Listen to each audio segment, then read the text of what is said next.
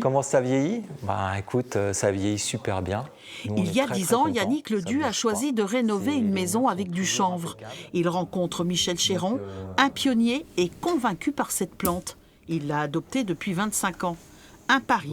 À l'époque, ce matériau naturel était peu utilisé dans la construction. Ah oui, oui, tout le monde riait de moi. Quand j'allais chez les fournisseurs, déjà, on ne trouvait pas les produits. Il fallait vraiment se rapprocher de petits exploitants, de petits producteurs. Donc c'était, oui, c'était de la folie. J'étais le fou du coin. Les murs intérieurs de cette maison sont recouverts d'un mélange de chanvre et de chaux. Pour son propriétaire, cette demeure offre de nombreux avantages. Il y a un côté phonique qui est vraiment sympa, l'isolant vraiment, vraiment agréable.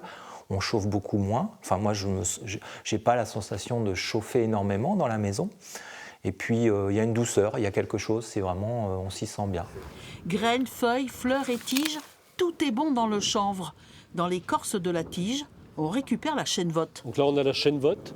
C'est la partie du chanvre qui est utilisée pour le mélange à la chaux, pour utiliser sur les murs, pour faire les enduits. La filière chanvre est en plein essor, les réglementations environnementales lui sont favorables.